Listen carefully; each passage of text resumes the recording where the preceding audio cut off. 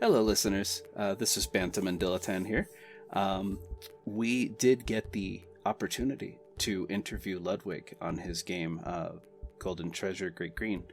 And first of all, what an honor it was to have him here. So enjoy this interview. And Dilettante? Yeah, I don't know what to say. Let's say something.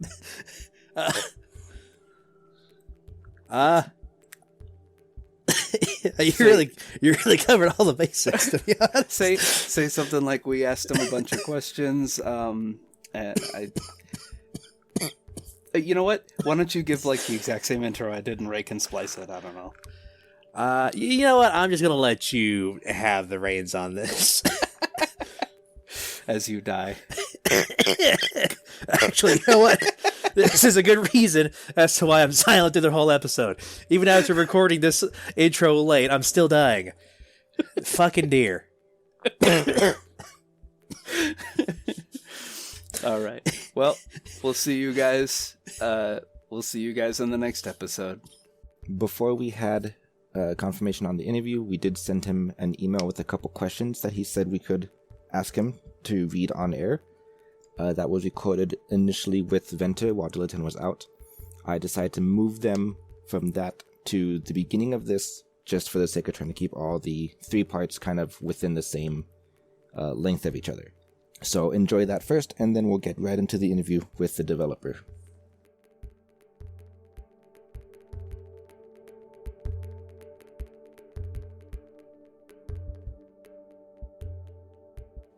So, all right, listeners. So we wanted to have an interview with Ludwig, the developer. That is still, fingers crossed, going to happen. We're just trying to work some stuff out. But in the meantime, we did send an email with some questions that he was gracious enough to answer. So the first question is, how long did the game take to make? What program or engine did you use? He responds, the game took 3 turnings and 200,000 shiny things to make. The Unity engine was used.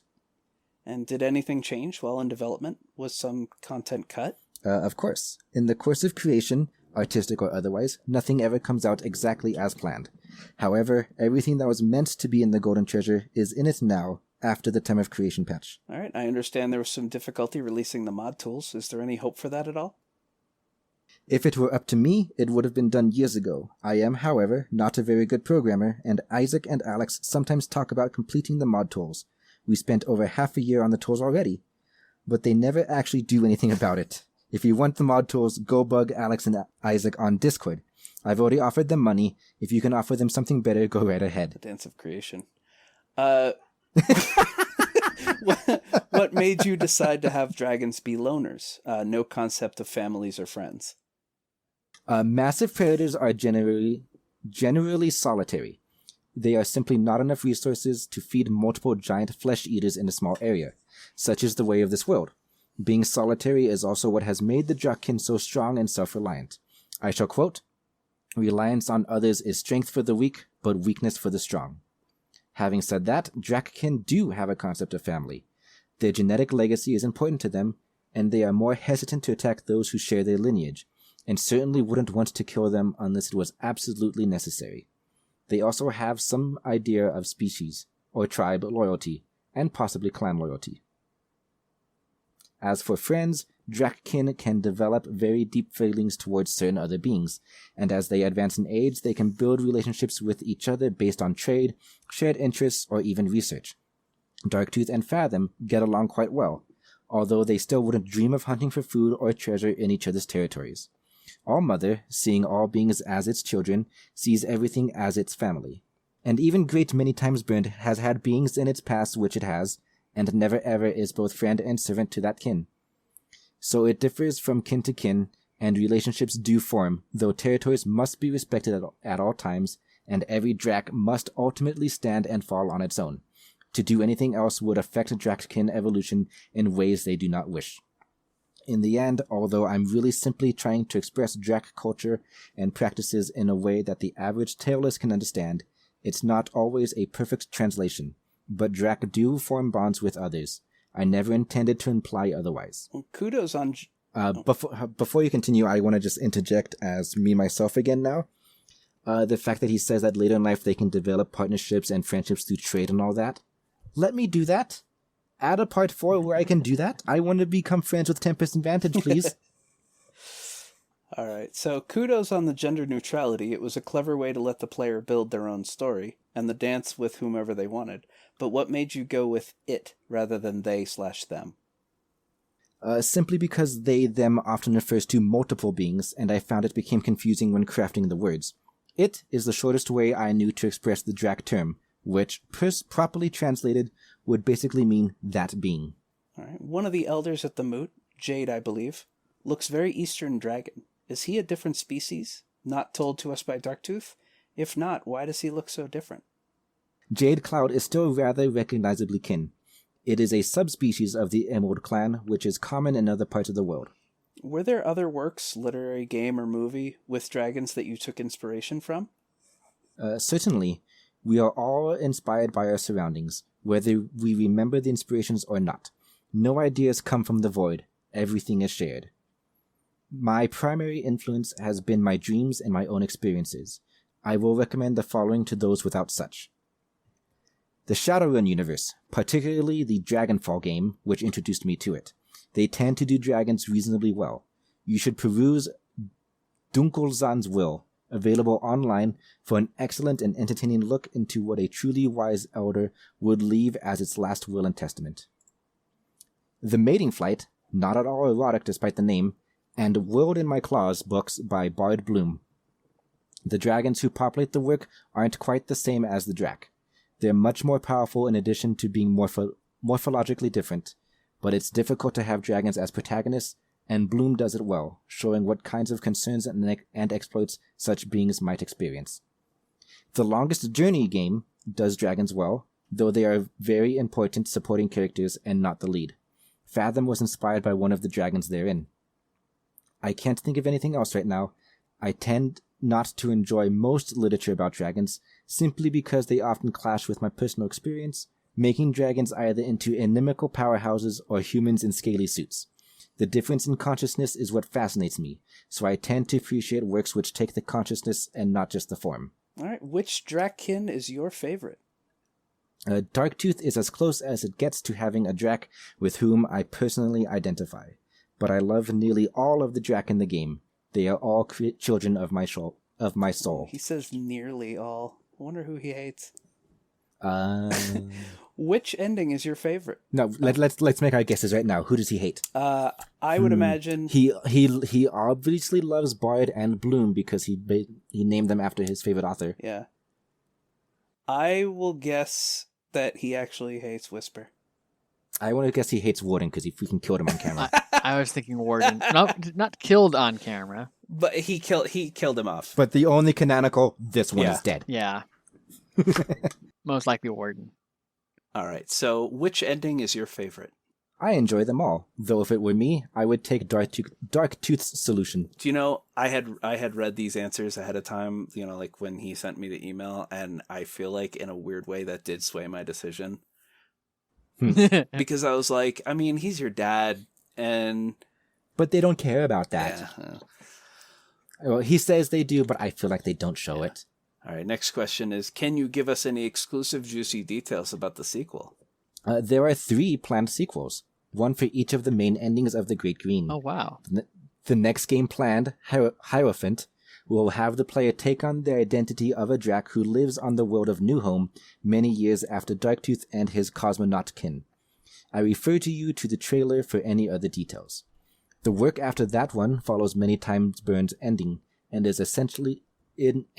an essentially aquatic experience, with the player becoming one of the Sapphire clan in a future, hyper-evolved world without humans. Nice. The last one in the series follows the All-Mother ending and deals with the awakening of dragon-souled individuals in the latter day. Do you have plans to make more golden treasures after Hierophant? See previous answer, but I lack the shiny things to make them, alas. They may never see the light of day, unless I can come up with a way to get hundreds of thousands of shins. I would happily make golden treasure games full-time if I could. When you unlock the final tarot card for the Dreaming Door, you get a message saying, quote, "This may be useful later," unquote. Does that have any special meaning? Yes, I was rather optimistic about sequels at the time, and I intended for those cards to have an impact on them. That is still my intention, if it ever happens. Why did you go with a feathered wyvern style rather than the traditional four-legged Western dragon? I would point out that most advanced terrestrial creatures on this planet tend to have 4 limbs and a tail. I simply could not justify having something as otherworldly as a traditional 6-limbed dragon, particularly because that would divorce them from the natural order. More importantly, it just felt right. All right. And what influenced you to write how the Drac sees the world as this song and dance of life? It's a very unique perspective. The word universe means one song. All things, from planets to parameciums, dance to the music. Such is my experience. So do you believe dinosaurs should have feathers or not? As far as I understand it, a few dinosaurs had feathers, though the vast majority did not. It's a bit unfortunate. A bit of evidence arose that some dinosaurs were moving towards evolving feathers, and suddenly every tailless out there is convinced that every dinosaur should be covered in them. I could point you to scholarly articles debunking this, but it's too much fun for the tailless to feel as though they know a rare truth. I even heard a science teacher heckle a statue of a Dimetrodon for not having feathers, when Dimetrodons had nothing whatever to do with feathers. During the development of Hunting for Food, you chose to make the hunting an interactive game, which I absolutely love. Was that the intention to begin with, or something added in later? That was definitely something which was planned from the outset. Hunting binds the kin to other forms of life, and the dance of destruction is both dangerous and powerful. I would not suffer any to believe that dragons eat sunshine and rainbows. Hunting is a core part of their lives, one that most tailors today have no connection to. I wanted to give them that experience as best I could. What are your opinion on humans in games such as these? A necessary addition or an annoyance to be dealt with? I would be interested in learning about what is meant by games such as these. But offhand, on this planet, for the past 12,000 years, the tailors have been powerful, and deserve to be included in any account of such times. On other worlds, and outside of such times, they should generally not appear. They are quite a bit less important than they seem to think, but they must be given their due. All right, and then Ray says, "Thank you for making such an amazing game. It's very close to what I would consider to be the perfect dragon game, and I look forward to experiencing more of your story." Yeah. You're not going to... And then, well, nah, because it wasn't a question. It's just him saying that he does hope to join us for an interview, but we're going to have to figure out the scheduling for that. Okay. So yeah, I appreciate the adding of the hunting. I particularly did like the chase scenes. When you can release a VR version. But no. But yeah, so fingers crossed. At least 3 sequels. But we got to give them shiny things. Lots of shiny things. So everyone, go buy the game. Yep. Go buy it for yourself and for somebody who hasn't heard of it, and just force it upon them. I will probably buy a copy for my siblings and be like, "Hey, I don't know if you like this type of game, but here it is anyway. Have it, play it, love it." Yeah.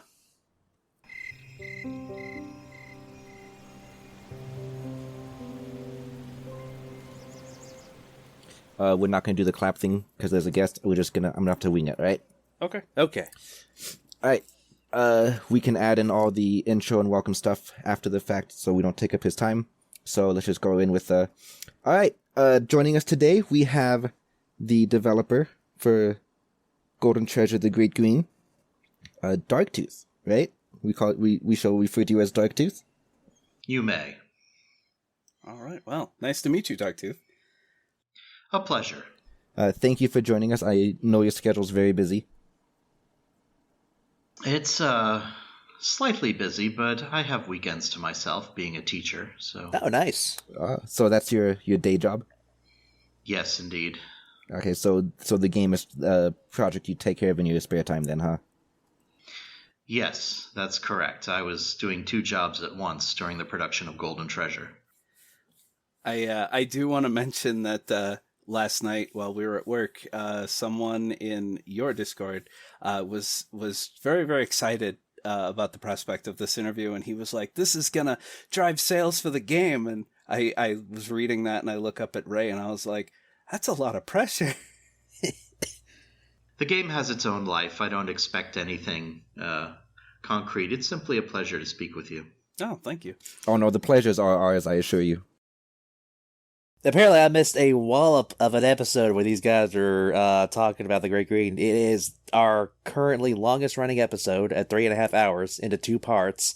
Yeah, that's why I had to split it in half. So since Dilettant, since you were not here to gush about it with us, do you want to tell the developer himself your thoughts on the game real fast? So, I'll be honest with you. I do love the world you've created, the kind of dialogue and the way the dragons see it as this whole song. I absolutely adore it. Me and Ray both. I will say, however, this kind of game design, not to say it's bad. I mean, I love story adventures in and of itself, but there is certain times where I'll be playing along and I'll feel like during my playthrough I haven't done something right, so I'll restart over and over again. I've done this constantly with stuff like System Shock 2, for example, and I will never be able to beat it because I always feel like I'm missing out. Because there was one time during my, I think, 3rd playthrough, I accidentally ate the small puppy, and I was so pissed off. I was like, was he important? Did I just screw up a whole path I'll never be able to see again? And I didn't feel like restarting all over again to see what would happen. So that did kind of frustrate, but not to you. That's more of a flaw to myself. You've told me before how if you make even a tiny little mistake in a game, you'll just start the game over again. Yeah, no, that's exactly how I am. But I do love the world you've created. Thank you. Yeah, the writing is some of the best writing I've ever seen in a game. A lot of times in writing heavy games, people will, or the person writing it will use very, very simple words to the point where every sentence just kind of just sounds the same. The way you described dragons interpreting their own body when looking at another creature was great. I love that. You don't see that too often. We were mentioning it in your Discord that we read the Wings of Fire series, and they don't do that. They as you mentioned yourself, they kind of are just humans in dragon suits, and you don't get the grand feeling that you're among dragons. And the writing in this game absolutely sucked me in. Well, thank you. I would point out that in many respects I didn't create this world. This is simply my interpretation of the world that we live in, or rather the world we lived in several thousand years ago. I was simply trying to, as best as I could, communicate what I believe the essence of existence was to the best of my ability. We all think you did a great job. On the topic of your writing style, did you write anything before this game, even if it never saw the light of day, just on your own? Oh, certainly. I was considering going into playwriting, actually, and I studied playwriting at the University of Michigan under a rather well-known playwright. And there were plays, there were writing competition entries, there were, and victories, and there's been quite a bit. I've been a writer my entire life in one way or another. So we got a lifetime of experience. That's wonderful to hear. Yeah. I dabbled a bit in high school, but I never really went anywhere with it. I'm starting to try to pick it back up. When I was in when I was in high school, it was around the year that the iMac had come out. And so our school replaced all of their old G2s with iMacs, and they were giving away the G2s to students who were, wanting to get into writing or whatever. They just reward for good students. And I ended up getting one of them. And I think it took me a year, and I wrote a 680-page novel. And it was a cyberpunkish sci-fi novel about a guy going against a mining corporation in space. And I loved it, and my mom was like, wow, you've been working on that book forever. Why don't you try to get it published? And so I contacted a publishing company, and I sent them a copy. They thought it was amazing. They just wanted me to go back and format it so that it would have spaces so they could print it and leave notes. And they gave me some money, and we used that money to buy me a new computer. And I saved the entire novel to a floppy disk off the Mac, and we got rid of the Mac. And when the new PC got there, I put the floppy disk in, and it formatted the disk. And I lost the whole thing. And I was so sad. That's unfortunate. I was like, and there was like probably 3 days of numbness. And then after I was like, well, it's okay. I can just redo it. It's all in my head. But then, you know, I got a PlayStation for Christmas, and that was it. That was the adults are right. Video games ruin you. Yeah, sucked into the world of video games forever, playing Monster Hunter 1. And yeah, I do dabble. I write short stories for people. And you know, sometimes I'll just write a little, you know, notes on characters that I've created or whatever. But a big project like a novel, it's just beyond me now, which is sad. I don't think it's ever going to be completely beyond you. You always have the opportunity to create something new. Indeed, it's quite hard to go back and redo something that has been lost, because that thing often has a life of its own. And replicating it, it's kind of like cloning a remarkable individual. It's going to be difficult. It's going to be perhaps impossible. But there are other adventures to be had, other writing experiences. Yeah. Yeah, someday I want to pull a Stephen King and, you know, cut myself off, take like a week off and go somewhere where there's no technology and a typewriter and just hammer something out, you know? Sounds like a plan. All right, so my mind kind of jumps over the place, so you have to forgive us for jumping from topic to topic. But earlier you mentioned essence, and that just made me think, when in the game the Drac referred to essence, that is literally blood, or is it a bit more than that?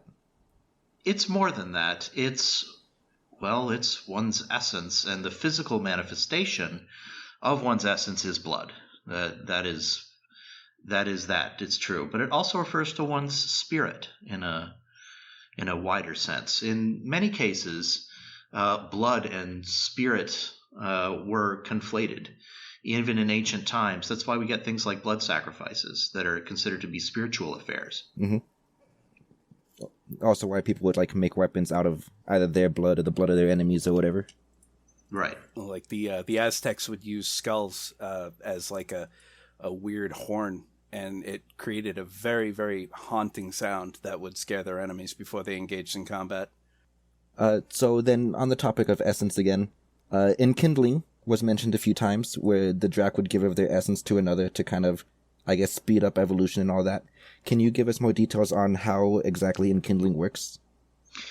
No, unfortunately. I want to keep that one secret, because I plan to go more in depth into that subject in the sequels. Okay. And I don't want to give anything away right now. It's not simply just giving them some dragon blood. It's much more than that. But it's something that has to be done kind of on the spiritual plane, if that makes any sense. Yeah. And so it's something that I really don't want to demystify right now. Yeah. Okay. Totally that's fair. Though getting our first no is a little jarring. It's like, whoa, okay. One thing I wanted to mention was in order to help drive attention to this game, I feel like because this game is pretty much the quintessential dragon game for us. We do a lot of dragon books on the podcast. Ray relented and let us do a video game and a movie, or a couple movies, but there's very few video games where the dragons are the main characters / good characters, or at least sentient in the sense where, games with dragons as enemies where they're just mindless things to be surmounted. It's hard finding games like yours. And so it's definitely something we're probably going to compare a lot of things to. So at least we'll be mentioning your game pretty much in every episode. You are now the measuring stick. Well, that's a great honor. Thank you very much. I think there have been other games in which dragons have played central roles, but as you say, they're often antagonists. The ones that aren't, again, tend to only be a power fantasy about, oh, what would it be like to be so powerful?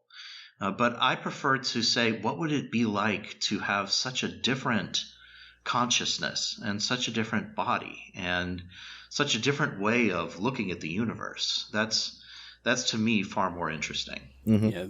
The only other video game that we've done on the podcast so far was a game that was near and dear to my heart as a kid. It was called Drakon, and you played as Rin, who was a very arrogant, annoying human, but she was soul bonded to a red dragon of the old order named Arok. And rose-tinted glasses, I convinced them to play it because I was like, yeah, no, I loved this game, and Arok is a good character, and he's, pretty secondary. And then while playing the game, I went, oh no, this game did not age well. Arok was basically just a talking taxi. I felt really bad because I felt like I wasted their time. You did. Oh, no. I'm sure it was useful just as an exercise. There have been other games. Have you ever played Divinity 2? Oh, yes. Oh, yeah. They played Divinity 2. Let me tell you. I could draw Fort Joy from memory right now. Tried to get Diligent to play it, but he wouldn't have it. No, it's because you were playing for him. Well, yeah, I was following a script. I'll be gentle this time. So, in our email that we sent to you and you answered back to us, which I will clip the reading of that to the beginning of this interview when we release it. But you gave us some recommendations as far as books and stuff that you've enjoyed.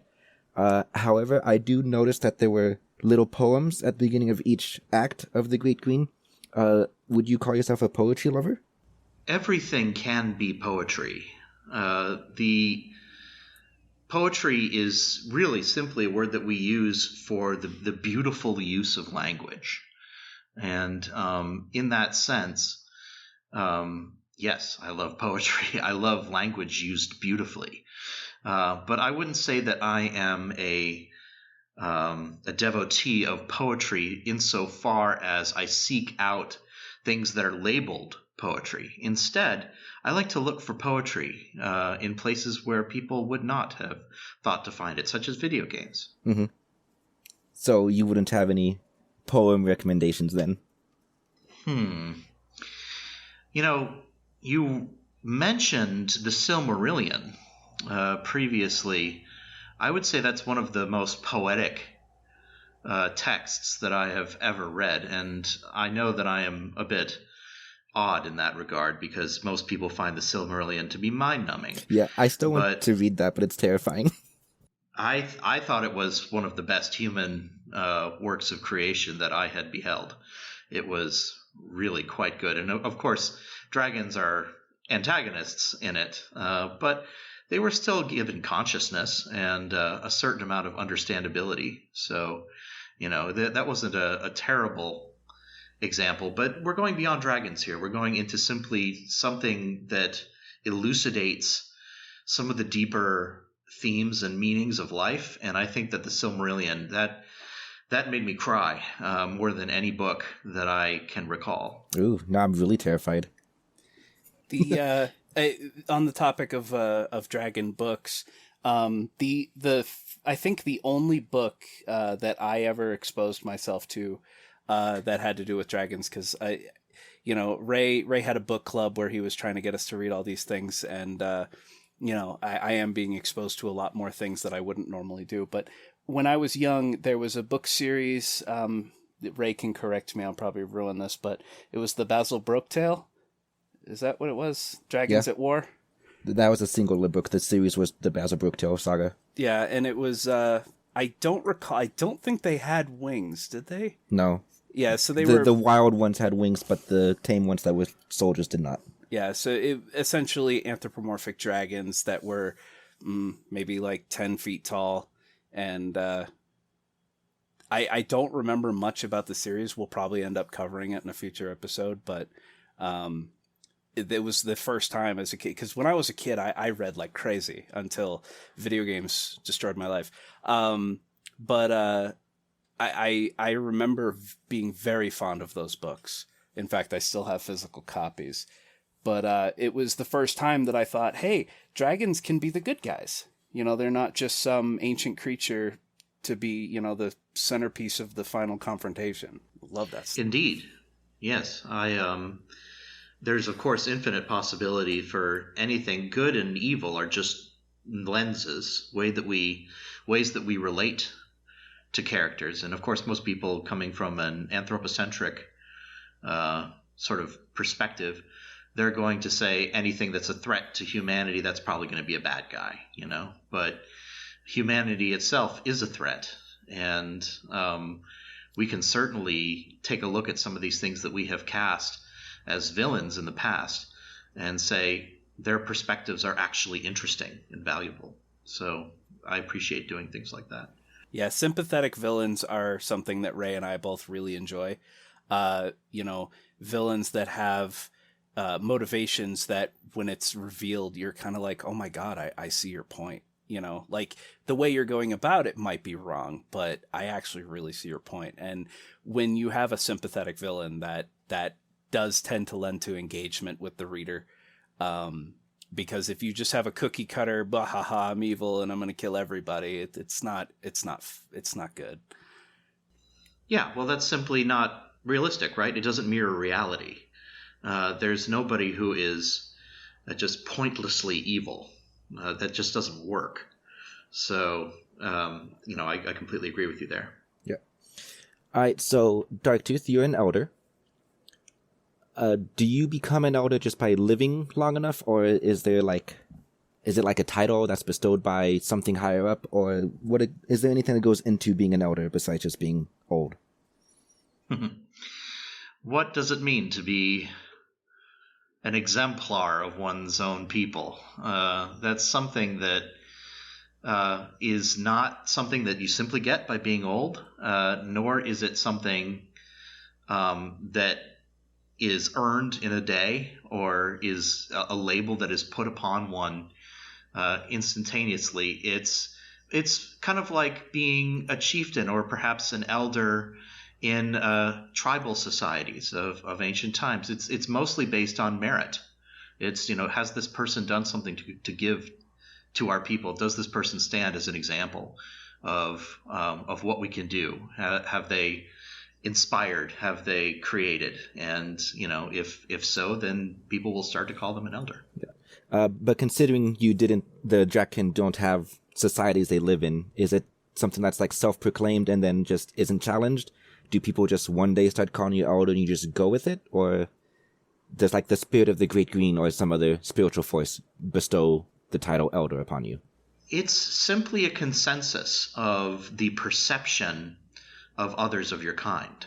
It's not certainly spiritual forces giving blessings may add on to that and may cause that to come about, but really being an elder is simply the product of one living a remarkable life and others saying that's a remarkable life. I want to strive to be that in some sense.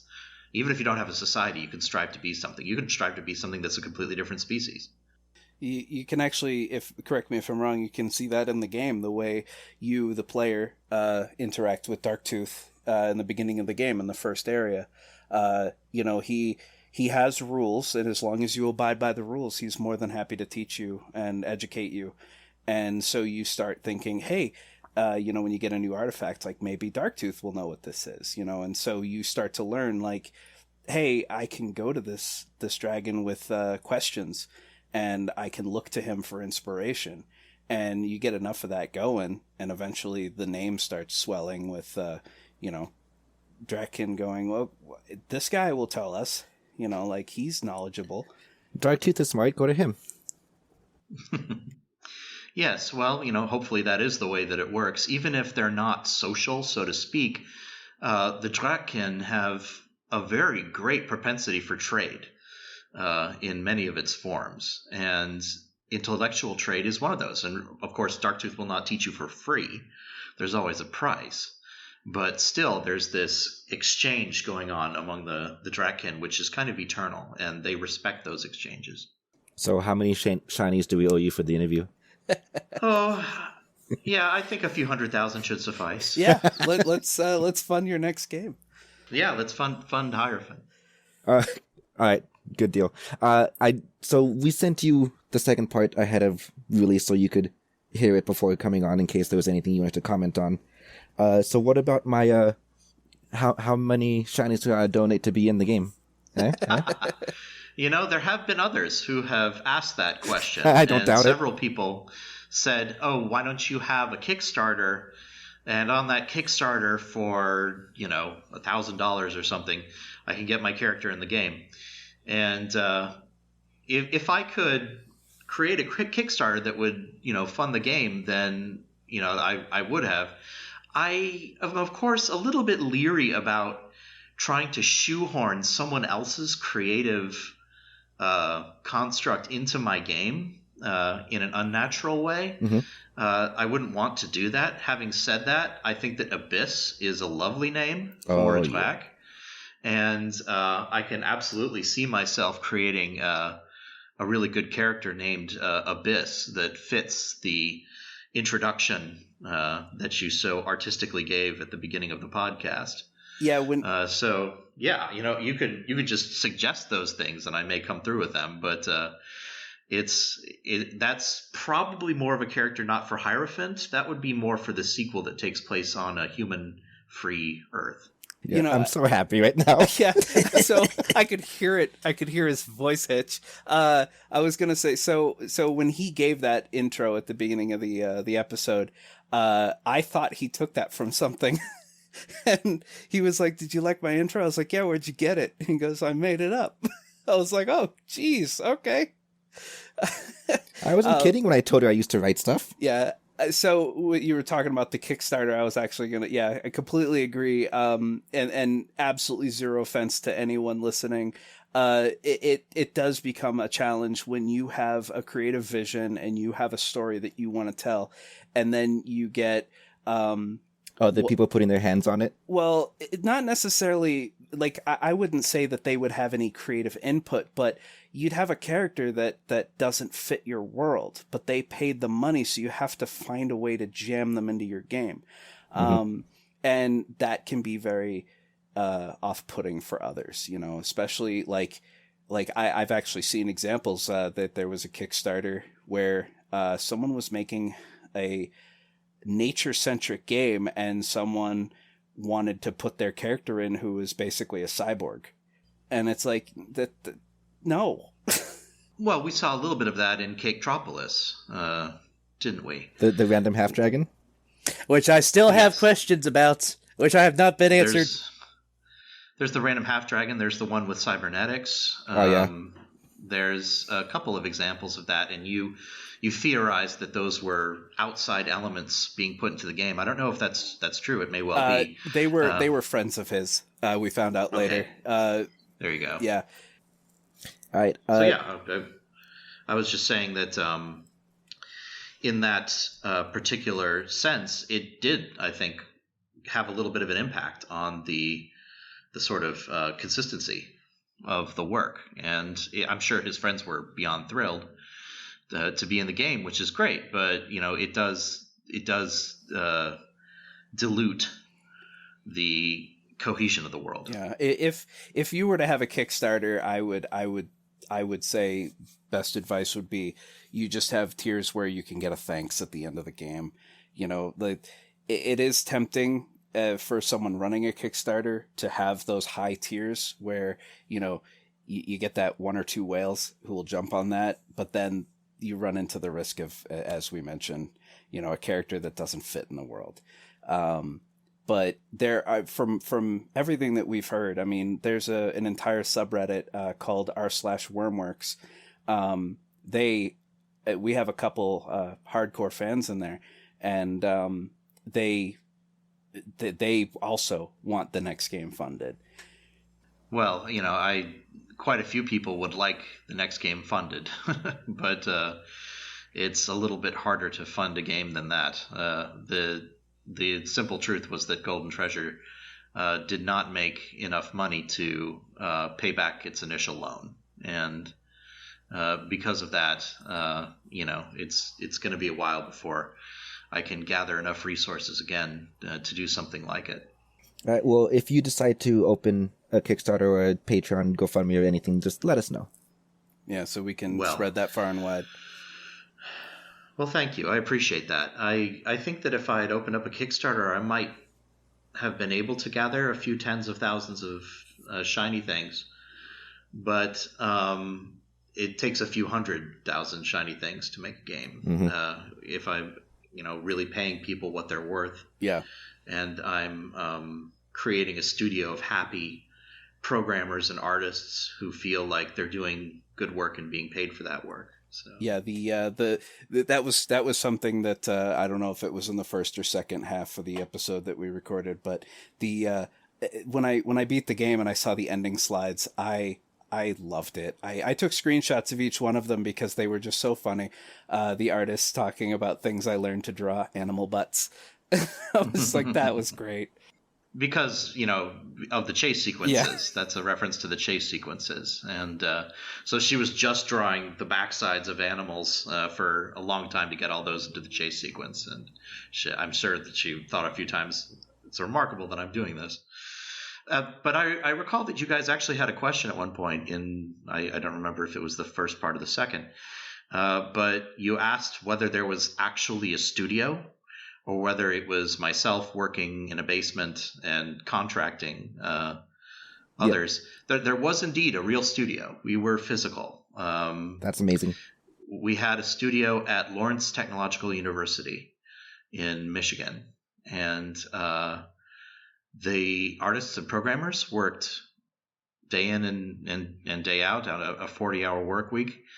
And I was teaching at the same time as directing the game. So I would teach throughout the first part of the day, and then I would go over and work into the early evening in the studio, writing and directing. Oof. So dedication. It put a lot of pressure on me. And at the end, when the game was not financially successful, it took a very big toll on me because I had put a lot of my hopes and a lot of my soul, into the game, and I had found an artistic fulfillment that I had never found before, and it was so very fulfilling that when it seemed that I couldn't continue doing that for financial reasons, that was a blow to my spirit, definitely. Yeah, I can understand that. That's actually like one of my greatest fears. Like you heard me on the show talk about how it was very close to my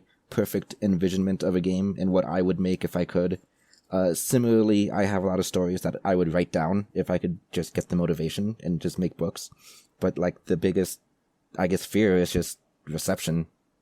Right. And in the case of Golden Treasure, the reception was intensely glowing from everyone who played it, but not that many people played it.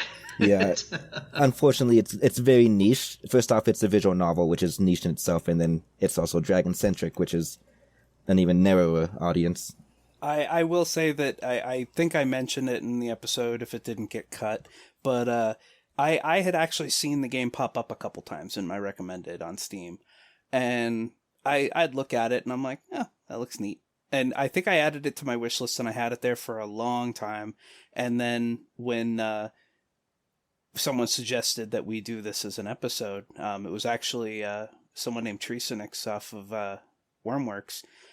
He was like, have you guys played this game? It's amazing. You should play it. And so I bought Ray a copy. I bought myself a copy. Diletan got himself one, and just blown away from the very beginning. And it's one of those kind of regretful things where it's like, man, this game's been here this whole time and I didn't know. Like, damn. If not for the podcast, you may have passed it up completely. I probably never would have gotten it if not for the podcast.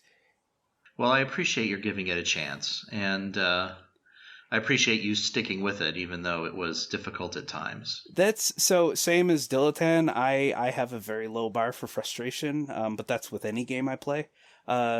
Ray does not approve, but I do cheat in a lot of games. And so when I play Stellaris, if it's a 4X game, and sometimes the random generation of the galaxy can just absolutely screw you. And you'll be playing a fanatic pacifist, xenophile empire that wants everyone to love you, and you're surrounded by people who hate you, and they immediately go to war with you, and your game's over because you can't fight back. And it's like, well, this sucks. So I just cheat. Like I want to experience the universe, and I want to build my empire, and I want to see it prosper, and it's like, I'll do that whether the game lets me or not. I will say I was terrified at the prospect of this interview because Ray said he was going to throw me under a bus, so I'm going to do it myself. It's like admitting to you that I cheated at your game. It's all right. I would, side with Ray in that I would say that, that's not the way that the game was intended to be played, but a game is a game. And I think that as long as you were engaging with it mentally, as long as you were listening to the music of the game. Oh yeah. Then I think that you're honoring the game as much as it needs to be, and I would forgive you for that from a creative perspective. Although I certainly, like I said, agree with Ray that it's probably best experience without cheats. Yeah, the struggle and difficulty was part of it. Yes, it's not. We tend to want to play dragons thundering onto the scene, so to speak, when they're full grown and the greatest beings of their world. But you have to survive long enough to do that, and that struggle for survival is what unites all good beasts. It's humanity has found a way to kind of circumvent that struggle, whether that's for better or for worse. The jury is still out. But certainly the intensity of that struggle is something that is part of life in the wild, and I wanted to bring that to people. Things like hunting, things like and the joy that some of those things bring. And I was also very happy to, since I was trying to really communicate this different consciousness, I was very happy to place events and outcomes that weren't anthropocentric. Bantam, I believe you were saying that you liked how when you chose to be destructive against humans, the game did not immediately judge you for doing that. Yeah, go on. There have been a lot of games, yes, where you make an evil choice or what could be considered evil, and the game I've had games chastise me for it. And I'm like, how dare you? But it's like, if you're going to chastise someone for that, why would you even give them the option? Yeah. I mean, when in the process of writing, I had one person help me with coming up with a couple of ideas for additional events in Act 2. And one of them had just this sort of evil ending where you just destroy everything for no reason. And I was like, no, that's not going to happen. No, nobody ever does that for absolutely no reason. Mm-hmm. So that was, I said, why don't we put destruction in here in a meaningful way, in a way that somebody might do it. So I tried hard to do that. And I was surprised, Bantam, that I know that you had a little trouble with Many Times Burns' lair, but I'm surprised you didn't leap at the chance to go to Many Times Burns' ending the first time around, because it seemed like completely your dream, a world free of humanity where, the animals and all the rest of nature gets to live in all of its explosive glory. So the reason I chose the wisdom ending was actually in a major part to your writing. As soon as I lost that event and I couldn't go back, I remember calling Ray into my room and I went, "What? It's grayed out. can't I keep going? And he's like, you failed. And I was like, well, that sucks. And I'm like, well, you were weak. I was like, well, screw many times burn. And on top of that, when I finally got to the end and I was given the choices and stuff, I actually stopped and I thought about it. Whereas normally it would just be like a, A, B, or C choice. I actually sat back in my chair and thought about it. Like, where would these endings go for me? And with Many Times Burn's ending, I noticed that he didn't mention the Delvers. And I was like, okay, well, if he's going to wipe out all the humans, what about the Delvers? Like, I felt like the way I saw things panning out is he'd destroy several major settlements and then we'd spend 30, 40, 50 years, rooting out survivors. But, unfortunately or fortunately, people are very resilient and very resourceful and they're very good at hiding. So I was like, I kind of feel like this planet's lost. Let's go somewhere else. Try again. And it out of all three of the arguments, Darktooth's argument was the strongest for me. And I was like, you know what? No, I'm out of here. Well, Darktooth is in many ways my alter ego within the game.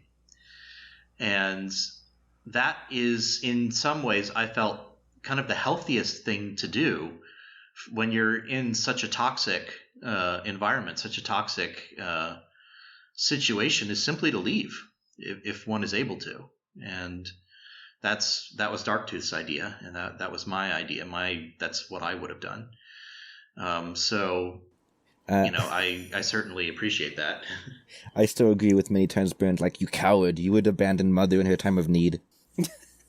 And there's something to that, isn't it? I certainly didn't want Many Times Burned to be thought of as just a nothing villain. Many Times Burned's love for the world is, considerable. Yeah, that he completely sold me. Like, I love that character.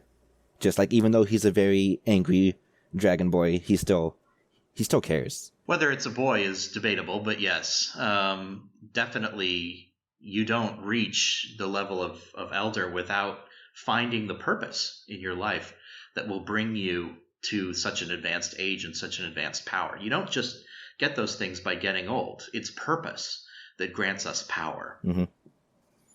On the topic of the survival ending and how you said somebody wanted destruction with no meaning, just to add on to that, I love how, like, at the end, when Many Times Burned gives his plan of wipe out all of the no-tails, everyone's shocked, like, that's unheard of. To willingly hunt something completely to extinction is never done. There's no reason, there's no point to that. Right, nor under normal circumstances. Yes. But if the species in question was going to kill the soul of the world, then, there is a reason to do that. Desperate times. But it's just a very nice touch that I just enjoyed and wanted to call out. Thank you. So what is the natural lifespan of a drac? When getting into questions of suns and moons and turnings, it's always a difficult thing. And I didn't mean for the days in the game to really simply mean one day. I considered Act 2, for example, as not taking place over just a couple months, but over several years of growth, if not more. And there had to be some kind of benchmark, some kind of point at which one evolves to the next phase of existence. But I didn't mean for things to be taken so literally when it comes to days. That would just be an insanely busy first year of life.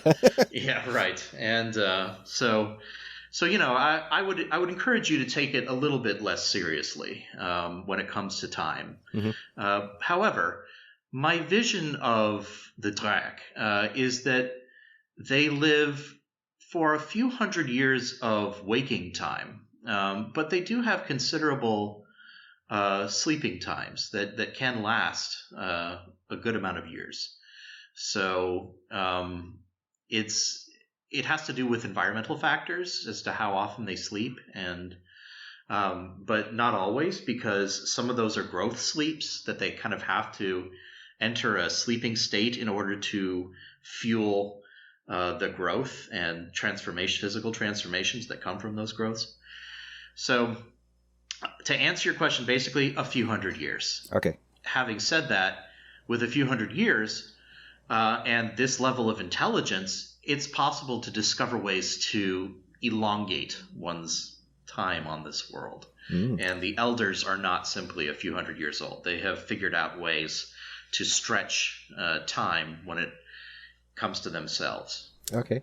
That segues wonderfully into my next question, which was, in your interpretation of this world, I guess, is there like actual literal magic? Because I understood that Fathom created the shell through magic, not just had it on his person.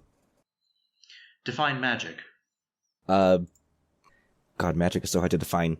Using an external mystical or spiritual force to affect the world in ways that doesn't happen naturally on its own. Certainly, I believe that it's possible in this world and the world of Golden Treasure on Earth to impact things and to affect things through spiritual and mental practices that one might not otherwise think is possible. So I think my belief in that is bleeding into the game, certainly.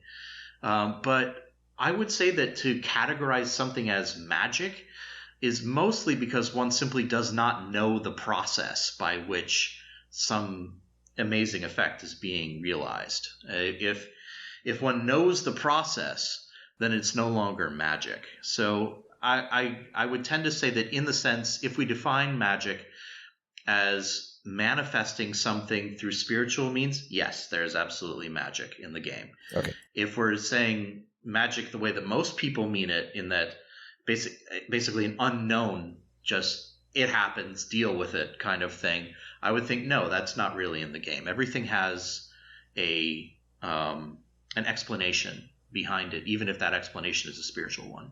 Okay. Dilatan, we're kind of talking over you. Do you have questions you want to ask? Hi, how are you doing? Yeah, he's here too. Kinda. Well, to be honest, I've been just letting Ray kind of steamroll with most of these questions. I know this is probably one of his favorite games. I can't think of any off the top of my head, to be honest. So you're just along for the ride. Yeah, I'm just here enjoying the great time with you guys. Just let me know if you think of something so we don't take up all of the talking time, I guess. I do have one thing that I would not forgive myself if I didn't bring up, even though Ray's gonna roll his eyes.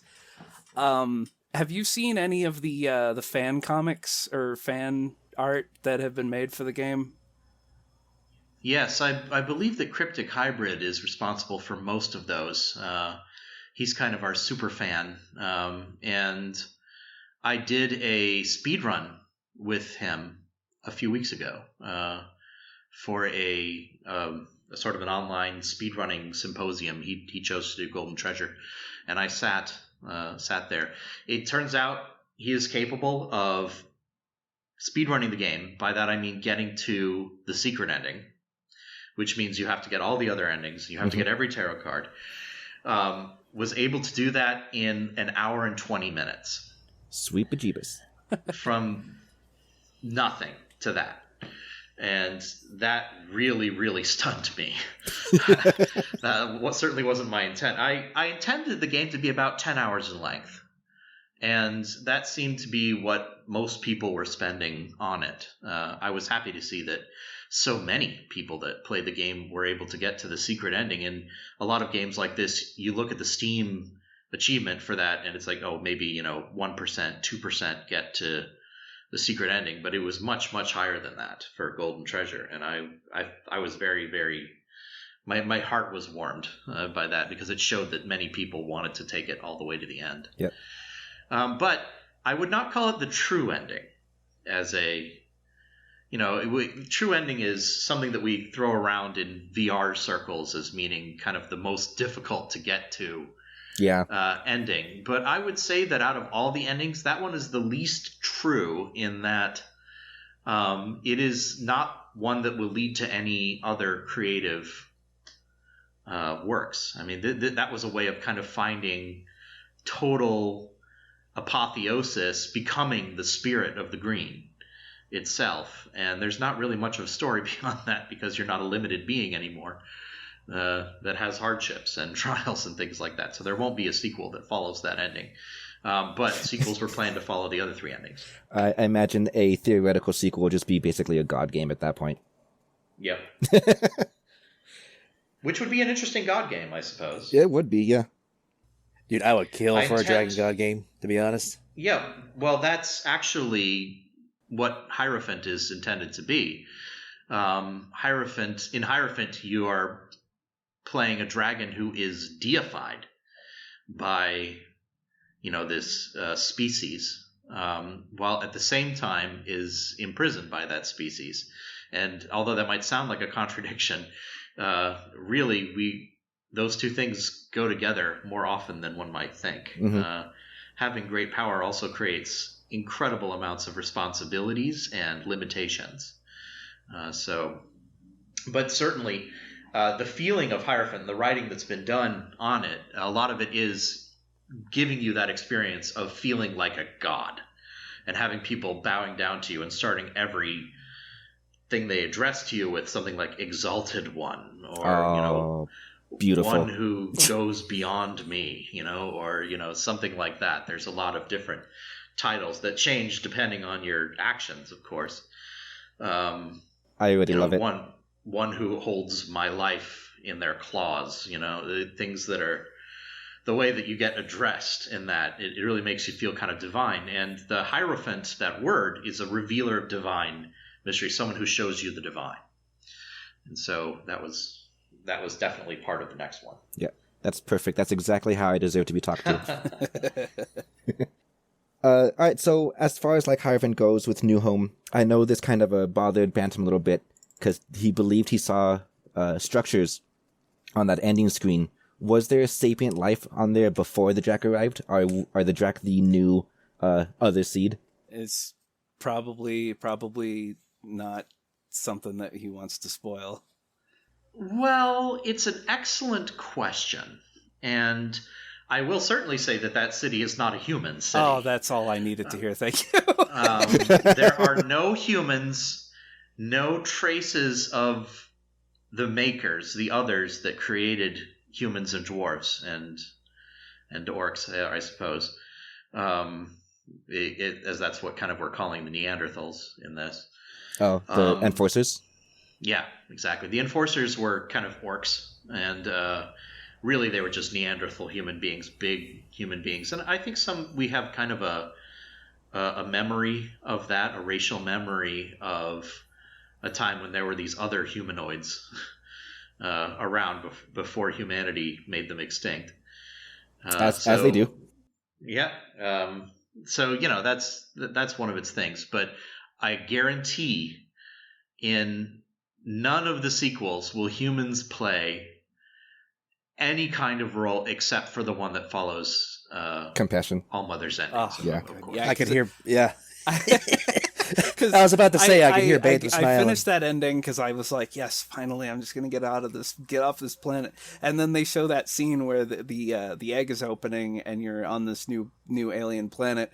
And I'm like, it's a settlement. Oh, God, no. And it was like the Planet of the Apes. It's like, no, you monsters. Well, humans aren't the only ones that make settlements in this universe. Creating structures and building hives, so to speak. And that word hive was used very intentionally in Golden Treasure to talk about a human settlement. If you just zoom in on a termite mound, it's an incredible city in and of itself. So there's plenty of other beings that construct settlements. May I ask a question about the theoretical Compassion game sequel? Yes. Okay, so you mentioned, I don't remember where you mentioned this, but that it was going to be a human with the soul of a dragon kind of awakening or coming to or whatever. Would the game be played out as a human just with these new senses, or would they have turned into a Drakkin, and now they are a Drakkin among humans and have to deal with the fallout of that? Well,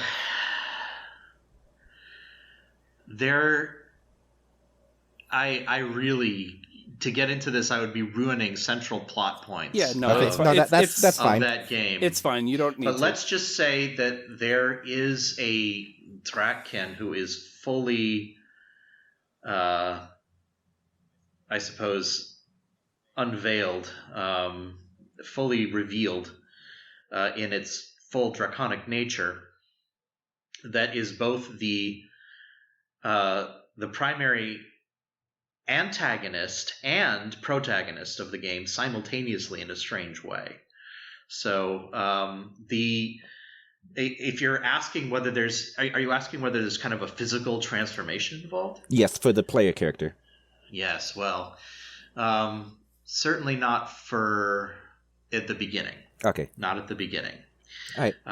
But that's I don't want to reveal too much. That particular one is one that I have done an insane amount of lore work on, and I really don't want to give too much away. That's fine. I was merely curious if you'd be playing as a human or dragon, but I can wait. I'll be patient. You're both. You're playing as both. Okay. Is that game going to be called The Star, just because that's what the tarot card attached to it, the ending was? No. Okay. just a coincidence for Hierophant, then. The tentative, and this almost certainly would not be the final name, but the tentative name for the Compassion ending game is R/Evolution. Oh. So it's like evolution and revolution at the same time. Love it. That's clever, yes. I have to know, the character, the child playing in the river that gives you the circlet, is he the artist in Act 3? Yes, Okay. he is. And I considered having that entire thing just unavailable if you ate the Which kid. I did. Yeah, Bantam. And I know that would create more continuity, but there's a tarot card involved with the artist. And I didn't want to completely shut someone out from getting a tarot card. And I thought that continuity in that sense, first of all, it's going to be very rare that one has eaten the child and made it there all in one life. That is a rare occurrence, simply because most people don't choose to eat the child. No judgment there. It's a perfectly sensible choice for an apex predator. And if we're saying, oh, don't eat kids, it's like you're not an apex predator if you don't. If you wouldn't at least consider it. You'd literally take the sick and the young. Yes, you're helping in some senses by doing so. Yeah. But yes, that was intended to be the child, and that was intended to show how much time has probably passed in a general sense to humanity in the course of the player growing up. Yeah, so it would be about roughly, 80 years or so. Yeah, maybe 70. I got that. I ate the kid. And then I got to the artist's hut and I was talking to the cat and the bird and I was like, and Ray was watching over my shoulder and he's like, yeah, I'm pretty sure you eating that child ruined this quest line. And I went, okay. And then I just burned the whole hut to the ground. He's like, you monster. And he leaves the room.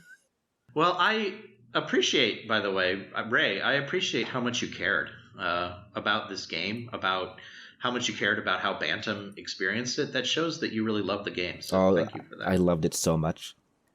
I'm gonna find a way to give myself amnesia just to play it again. Well, we actually did discuss that too. There's very few video games out there where your first playthrough is absolutely transcendent. The Outer Wilds, this game, and a couple others. Where it's like going into it your first time. It's like, wow. If you're looking for other games like that, I would certainly recommend Planescape Torment if you haven't played that. That has an excellent exploration of a world and beings that are not human. To be perfectly honest, I'm bored of humans. I'm naturally reaching towards telling stories that don't involve them very much. Like Bantam, I have kind of had enough of humanity sticking their just presence into things simply because that's what these bodies happen to be. Yeah, I do feel like that because we are, because humans are around, they just jam themselves in as the heroes or the saviors, or if humans weren't in this story, then nothing good would have happened. And it's like, we can have a world where none of that happens. Not to disparage the Wings of Fire books, but toward the end of the series, humans start playing a bigger role, and it's kind of like, why are you ruining what was a perfectly good series by starting to move the dragons into the background? Yeah, Wings of Fire could have been a good. Even the first series of books, you could probably have told the story without having humans in it at all, but they just had to be in the background as scavengers. Yeah, one of the things that I liked about Bard Bloom's dragon books, the World in My Claws and Mating Flight, was that there are no humans in any way, shape, or form anywhere. There are many sentient species, and there are some species that are kind of like humans, like in that they're bipeds, but that's it. Biped is as close as you get to human in those books, and I really appreciated that. So the Bard Bloom stuff is at the top of my to-read list. It's just been a very busy last couple weeks with the holidays and everything. But I do agree that I'm getting tired of humans as well.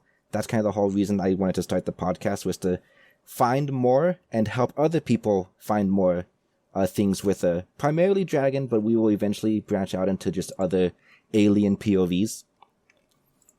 There needs to be more of that. It's just, I understand why there isn't a lot, because people are selfish and want to read about themselves, and also because it's difficult to write about a point of view that you're not very familiar with.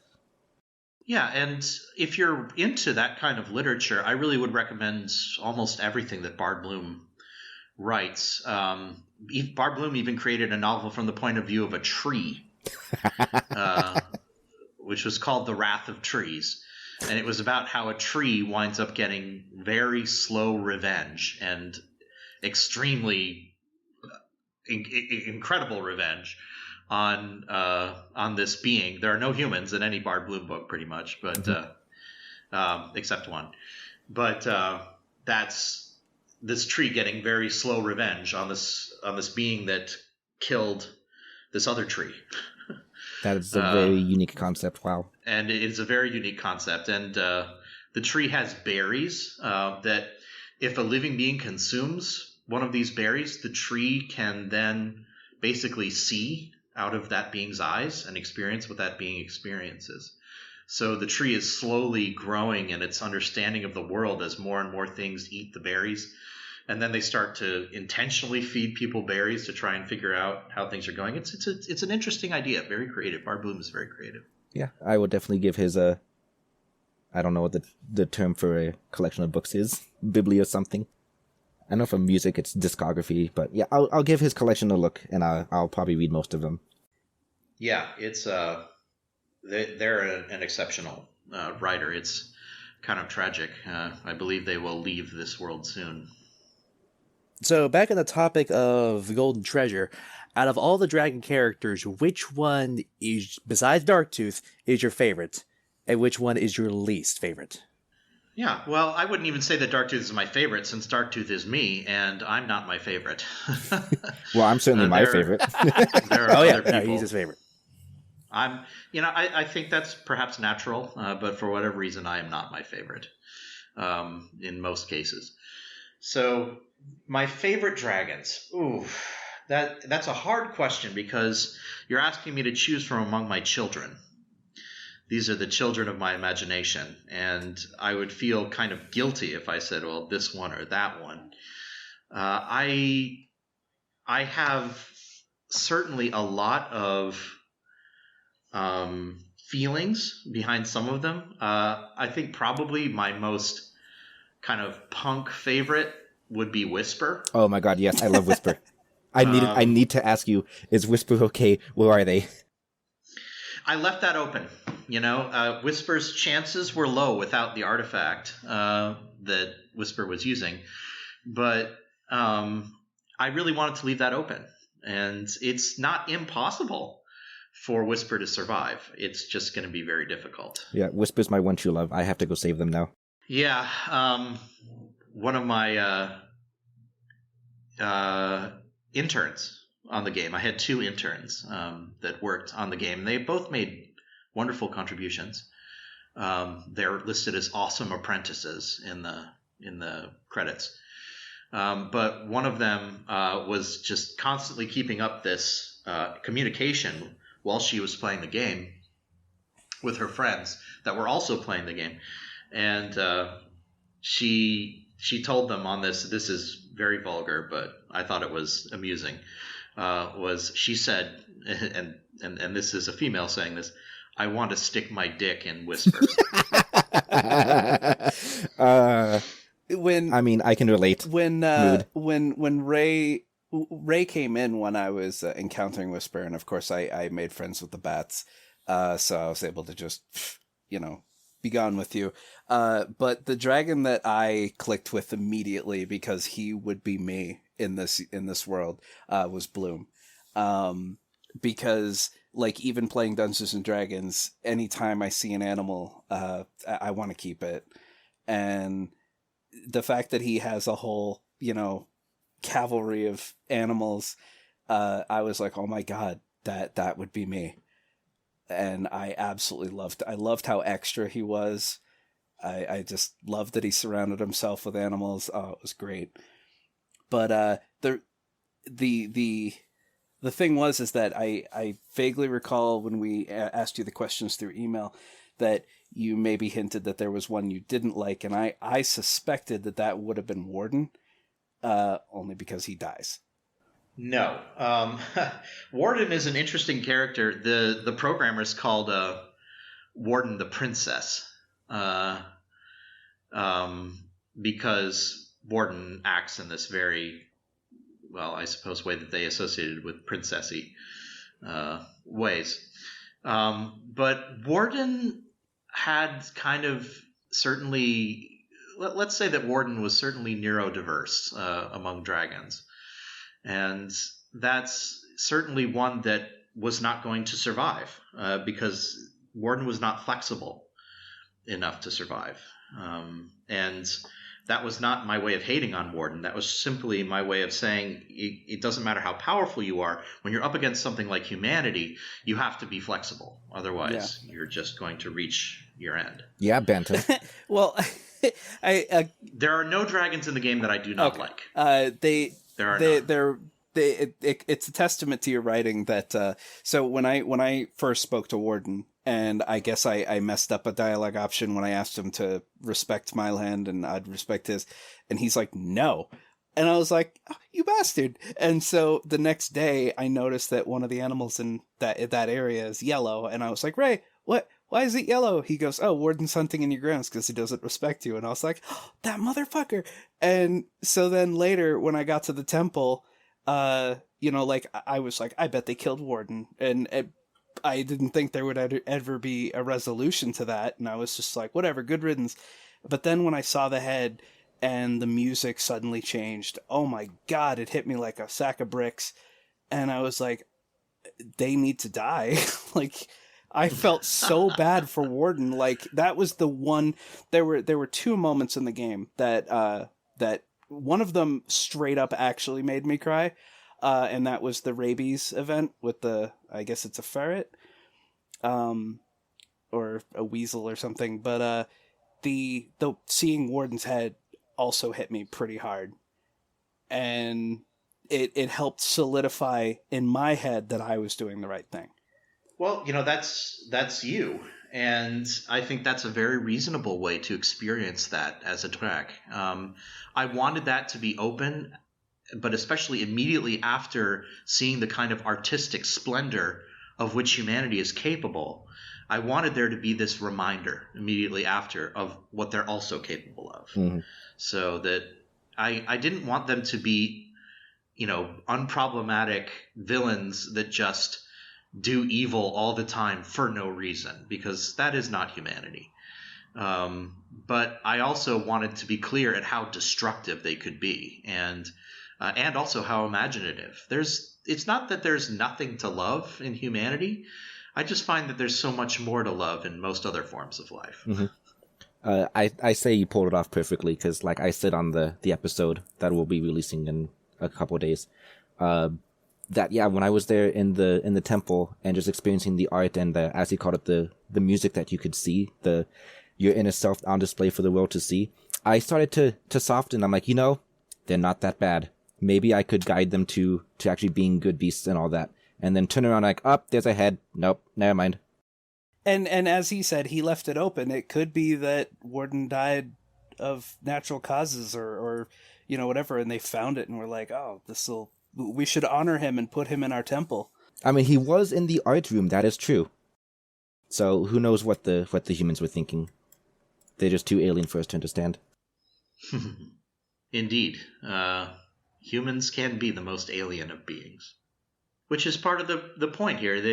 In my estimation, humans don't really fit in many ways on this planet, which was why the little alien connection wound up coming in there partially. Although what the real force behind that, and somebody mentioned the Tiamat connection to the Ruiner. Mm-hmm. Yes, that's correct. I'm a mythology teacher, and I teach Sumerian mythology, and in that mythology, Tiamat is this very powerful figure, and Tiamat is said to be the way that the Enuma Elish, which is not only our oldest religious document but our oldest document period of humanity, states that there was a war between the gods and the dragons before the rise of humanity. That's just what it says. So that's what I put in there because that's what humans say happened. I was not coming up with that out of left field. That is human history as told by the Sumerians. That's actually really interesting. Well, they say that the dragons were an obstacle to the gods in terraforming this world, in taking this possession of this world, and then the humans were left behind as kind of deputies to oversee it. And I was like, that sounds like a pretty good story. So that was the story. Yeah, and it's absolutely believable that the wisdom ending could be something that has actually happened, because there's so many cultures all over the world that were so disconnected from each other, but every single one of them came up with dragons. They all had drawings, depictions, stories. All of them had dragons. And, a lot of people are like, well, how did all these cultures that never interacted with each other, never knew that another culture existed out there, how could all of them have come up with dragons? We can get into genetic memory of early predators later. Yes, and it's true that there are many theories behind that. Of course, we can go in the Jungian direction and say that the dragons represent this kind of apex predator archetype. And that's why everyone has it as an idea. But there's also the possibility, in mythology, when they say these two cultures have the exact same myth, how did that happen? Well, one of the explanations can always be, well, it happened. That's kind of this is at least a view on something that actually went down at some point. And maybe the battle against the dragons in the Enuma Elish is simply an expression. The dragons become an expression of Earth and Earth's own kind of power as it was developing, and then the gods came in and laid the smackdown on that, and left a slave race here. But that's what they said. So I'm just going with it. I guess on the topic of gods, do the Drak have any gods? I know they respect Mother Earth and Father Sun.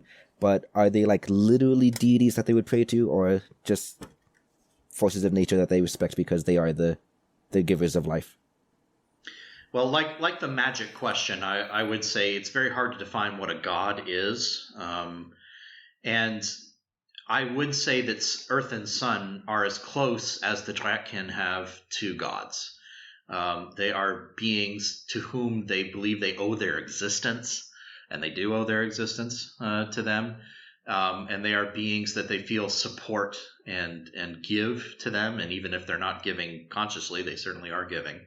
So I would say that they are the closest that they have to gods. But I'd be a little careful with that, because I think that in the world of Golden Treasure, at least, the gods were something that were actually around at one point. And humans are born with this innate desire to serve them, because that's how they were created. They were created to be servants. Dragons were not created to be servants, and because of that, their relationship, even with beings that are greater than themselves, is very different. They don't bow down necessarily to earth and sun or offer them sacrifices. They simply say, these are greater beings than myself, and they should be treated as such. But that doesn't mean that we give them presents and serve them. Okay. Yeah, I like that. How much of Drak's communication is verbal versus like psychic impression? Yeah, that was an interesting question that I heard when I listened to the podcast. Drak communication creates sigils, pictures in the mind. Those sigils are somewhat stylized to human eyes, and human beings would kind of feel very strange if a Drak projected these images into a human mind. They would probably freak out. Only someone like the artist would really have a chance of being able to understand and try to project back some kind of images that a Drak would understand in return. But the language is actually entirely internally visual. Does that make sense? In that you're always being shown a picture of something, even if it's a very stylized picture. And those pictures can be tweaked and changed to create things like tents. But it's a purely pictorial language. And that's why it's called mind song. It doesn't actually have a audible component. Having said that, their dragons have body language and vocal language, which they call songs and dances. So absolutely, they've got those things. But when they talk about mind song and when they're giving direct communication, it's visual within the mind. All right. So there's no like spoken language that you could write a lexicon for, and we could all learn that. No, I could write the lexicon of the sigils that they use and how they use them, and I could write the language in such that you could write it down on a piece of paper and hold it up to a Drak, and they'd be like, "Oh, those are mind sigils. I get what you're trying to say." Okay, so in a theoretical future where humans and Drak lived together, humans would communicate by drawing on paper for them. They could. The Draken would understand that. Of course, it wouldn't be as vibrant and alive as Mindspeak is, but they would be able to say, "Oh, that those represent those ideas." Yes. Okay. All right. Dragons can learn to read if they really wanted Sounds to. like I understand that. It sounds like hieroglyphics to me. Yes, it's or Chinese characters. Just any visual language, any iconographic language. I lived for some time in East Asia, and during that time, I was able to study and develop some appreciation for that sort of visual language, and so that was kind of incorporated into the game. I know Dilettante and Bantam wanted to kind of pin you against the wall and be like, "Why did you make the deer unavoidable in the first act?" The sick deer. So the event with the sick deer, the first time I came across that, I did not eat it because I immediately suspected. I was like, nope, something's wrong with it. But I did take a closer look, and then I got sick. And I had died, and, I got killed by a sheep. So when I started over the second time and that event popped up again, I was like, nope, goodbye. And then I still got sick, and I was like, oh my God. You're forced to get sick. I was like, well, why is it forced? Like, there's no option to not get sick. But he just wanted to force you to see the sad sick dragon picture. Oh my God! Well, the mushroom ending broke my heart. Yep, them fungi. They are an alien kind of existence all of their own. But as to the answer of that, it does affect how long you get sick for. If you take a closer look, you get sicker for longer. If you eat it, you get sick for a pretty long time. And if you don't, then you're only sick for a few days. And if you rest, it's over in like 1 or 2 days. Mm-hmm. So I just wanted to bring that experience and say, in childhood, this is something we all discover. We all discover illness, and it's part of this universal part of life. And I wanted to show dragons in that too, because they too are vulnerable to things like that. And they too have these hardships that we don't really think about. So I wanted to make sure that everyone got a window into that. Yeah, these two have been joking about Deer to me since they started playing it by like the Thursday before Christmas. Yeah, you can hear in his voice he's still fighting off his disease. Yeah, we love that you came up with the dis-ease. And it's like, when he was sick, we were like, oh, well, that's what he's got. Yep, very tiny beings waging undeclared war, very impolite. Didn't even announce themselves. How dare they? Yeah, it's true.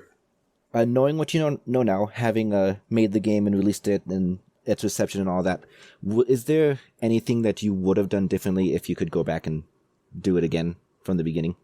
There are a few small tweaks that I would make. There are a few things that are left over that I was like, I probably would have played that slightly differently now. But in the end, I believe that creative works have their own life. And I think that the life of this was what it was meant to be. And I'm pleased with the way that the game came out. If I was going to do anything, if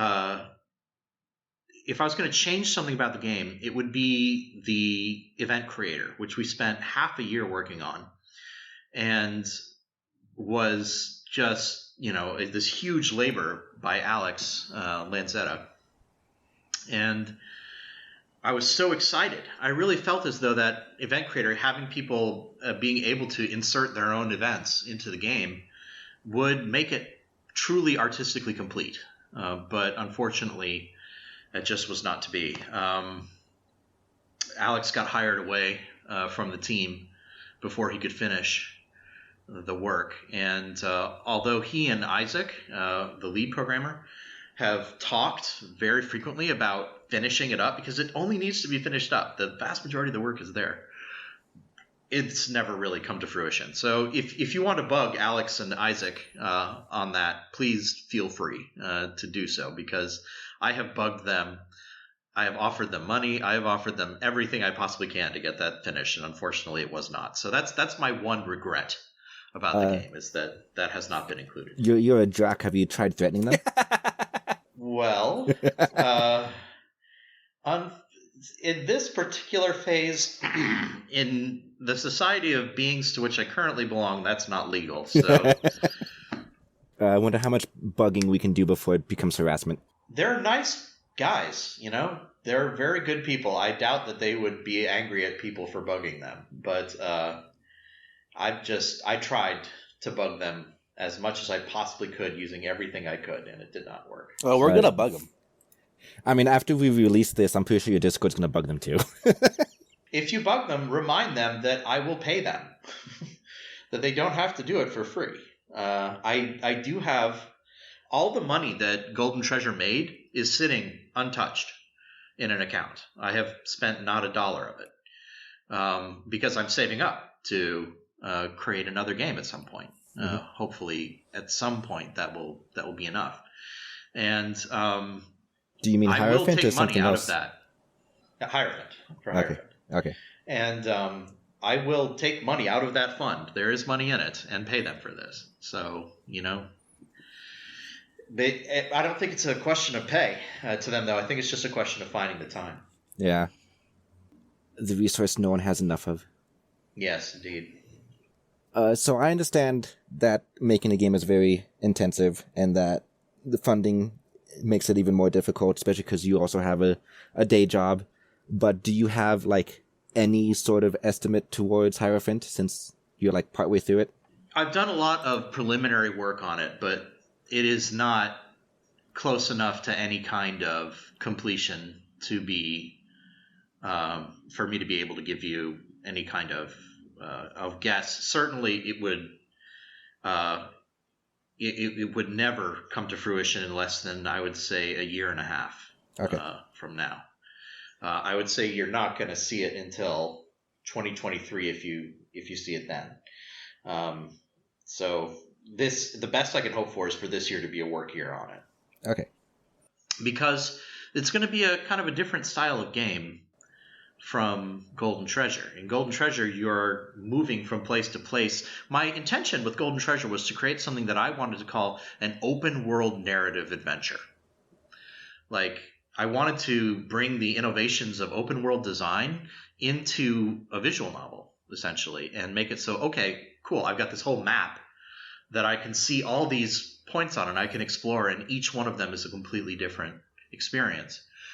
And the next game, Hierophant, is not going to be like that. It's going to be a little more 4X-y because you're stationary, essentially. It's about spreading one's influence indirectly and exploring a world indirectly, which is very different, and yet also will have some of the same experiences when it comes to what you're actually encountering being interesting, hopefully. But it's going to be reported to you by your underlings, and then you're going to create plans on how to deal with things. Yeah, I do appreciate that it's going to be different, because trying to bottle lightning twice is never a good idea.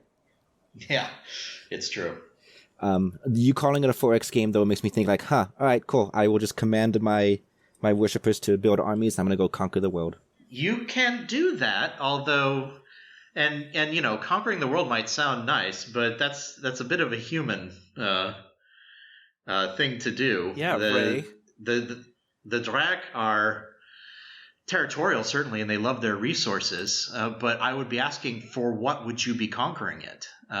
It's not as though there's a culture that you're trying to impose on others, right? So why would you conquer the world? I don't know. That's just my reflex with 4X games is what it is. He's always trying to conquer. Just don't mind him. I'm still trying to conquer Dilettante's territory. Hey, good luck with that. We got a plague sweeping through here. You don't want it. Who do you think gave it to you? You motherfucker. See what Ray and Dilettante don't know is I'm a double agent and I'm working both sides. So you live on my territory, right? I also live in Ray's. We'll get into that with the Vancouver the Dragon episode. Oh yeah, no, we're gonna settle that. Yeah. So let me flip the script here, and I want to ask you three a question, each of you. For me, dragons are something of a sacred creature. They have a deeper meaning for me, and I guess I want to ask you what it means to you. What would it mean to be a dragon? I mean, you guys are. I can sense that you have this connection also to dragons, and I want to know more about that for you personally, because this is a podcast which has dragons at its heart, and that's because you guys have dragons in your heart, don't you? Yeah. So I just wanted to ask you guys what that means to you. We're asking the soul-searching questions here. That's what I do. Yeah, deep philosophy. Let's do All it. right, who's gonna go first? Not me. I'll go. Ray goes first. Ray goes first. Okay, so to me, to be a dragon is to be. God, words are so difficult. It's to be. I don't know.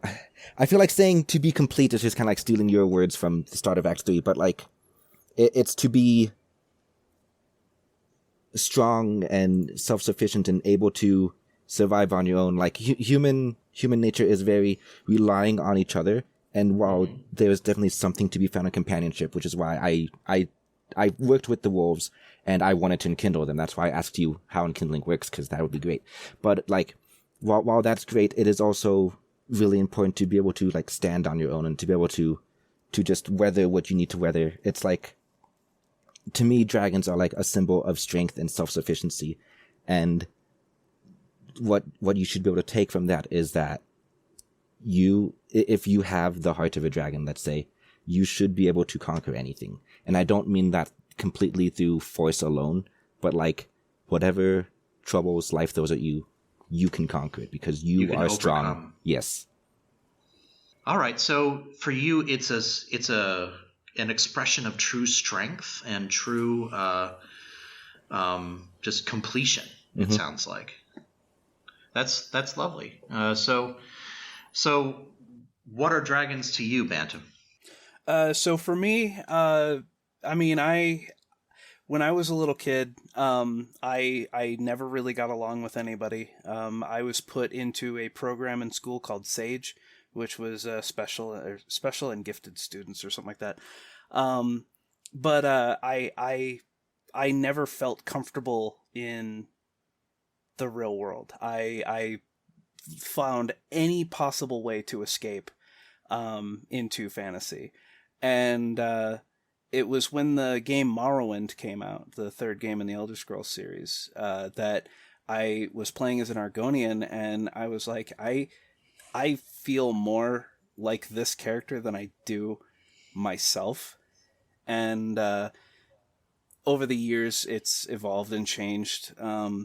I became a bird, which lasted for a little while, but it didn't feel right. So I made some changes, and I decided to become a half dragon because I like the concept of the leathery bat wings, and obviously having a serpentine tail and scales is nice. But for me, Bantam has been a character that I more identify as myself than than the human form, because there's no, at least the way I see Bantam, there's no vulnerabilities, there's no shortcomings.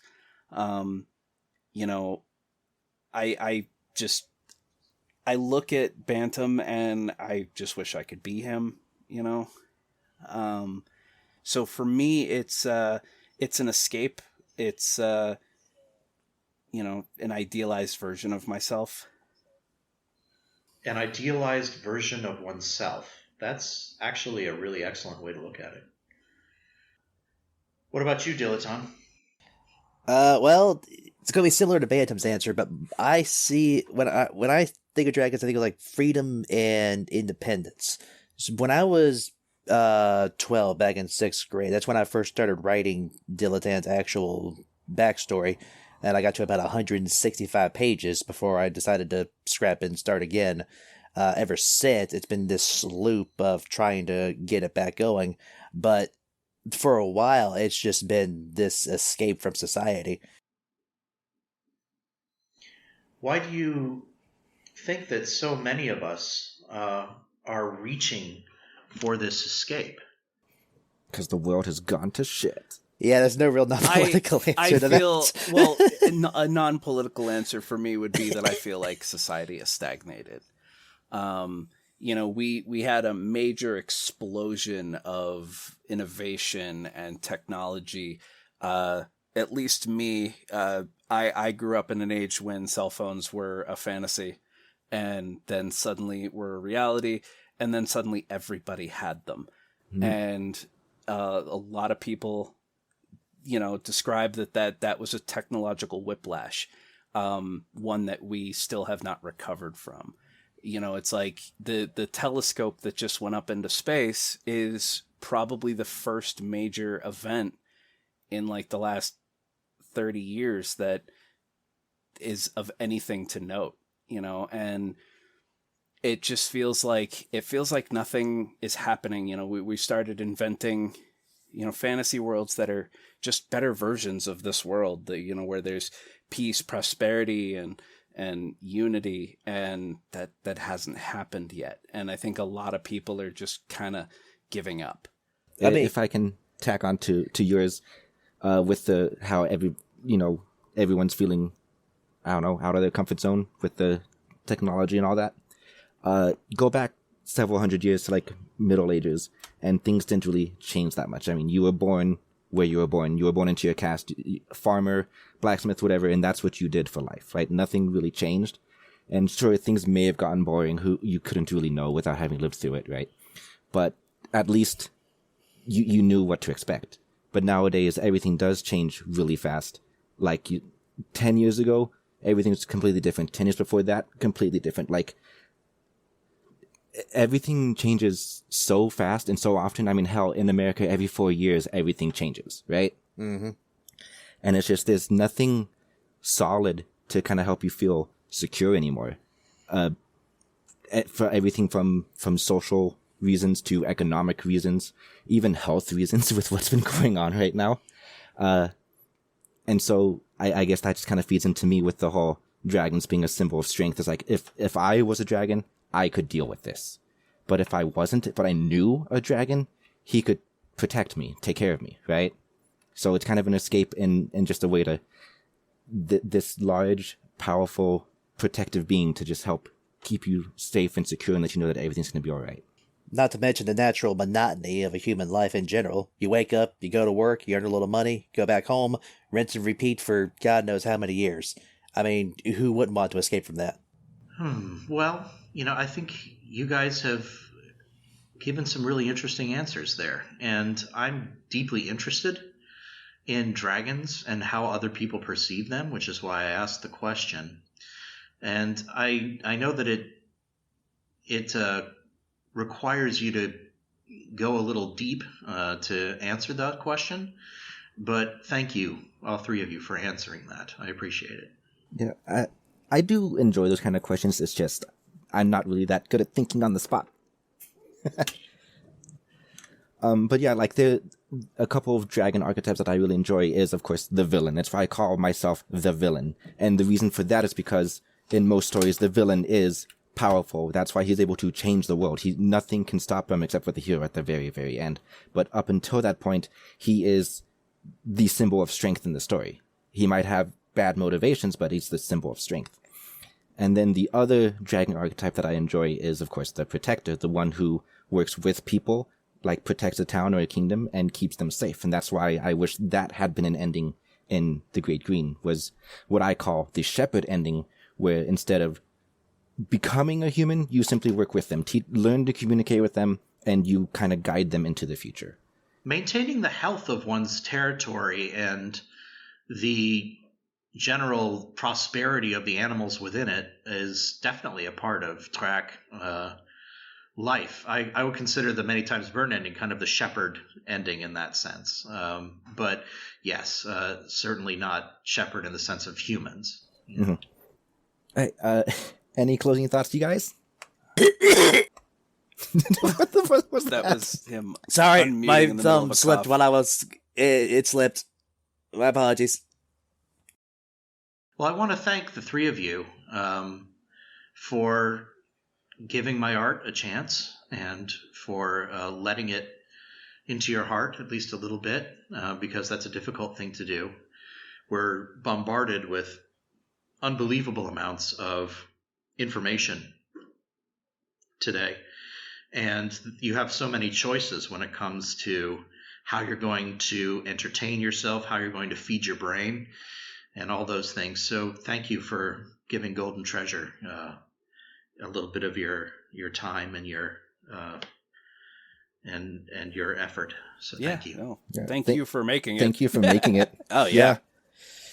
I promise you it'll live with me in my soul forever. Wow. That's maybe the nicest thing I've ever heard about it. I have one last thing to bring up. It's not really a question about the game, but it's because I bought the soundtrack off of Steam, and I noticed 3 of the tracks were ambience tracks, but I feel like they were all mostly the same, and I'm a little disappointed I didn't get the dragon ambience, like what plays in the background when you're talking to Rift. Is there a way for me to get my hands on that? It'd be really good sleeping ASMR. Let's see. The Rift background was not one of Jim Gabriel's compositions, I don't believe. I think that was Dylan Packard. Dylan Packard was the sound guy through most of Golden Treasure, and while Jim Gabriel was the composer, Dylan has certainly a good amount of talent in composition as well, and so he created some of those auxiliary tracks. The Rift one is not going to be in the soundtrack because it's part of the expansion, the free expansion, Time of Creation, which was released a year and a half after the game itself. So it didn't make it into the soundtrack. If you really want a good copy of that, your best bet is to hunt down Dylan Packard and see if you can get a copy from him. He might be involved in the Golden Treasure unofficial Discord server, which I assume was the one that you were referring to earlier as my Discord. Yeah. It isn't mine. It was created completely by fans of Golden Treasure. I had nothing to do with it. But it's an interesting community, and I think you can probably get in touch with him there. All right, I'll give that a shot. All right, well, thank you for taking time out of your schedule to join us here. It was absolutely my pleasure. Yeah, it was great talking to you. It was great meeting you. And, yeah. Do you have anything you want to plug besides Hierophant eventually? Any other projects you're working on? If there's something that I want to plug, it would be this. It is possible now, and perhaps necessary, for us to reinvent ourselves as individuals at this time. Because this, as you've mentioned, the world is changing very quickly. And we all must transform with it. And the beauty of nature is always there for us to continue to learn from and continue to grow with. So if I'm going to plug something, I'd say, make friends with a tree. Go have some conversations with some good beasts. Rediscover the beauty of this world, because there is a lot in it that's beautiful, even though we tend to be far away from it. So that's what I would like to plug. All right. All right. And thank you for joining us, listeners. Thank you for being patient with us over 2 weeks since I had to cut this into... It's going to be 3 parts now, but I'll release part 2 and part 3 together. But yeah, anything to say before we stop recording? No. All right. Thank you again, Ludwig / Darktooth. You're very welcome. All right. Thank you. Yeah. Feel free to stop recording.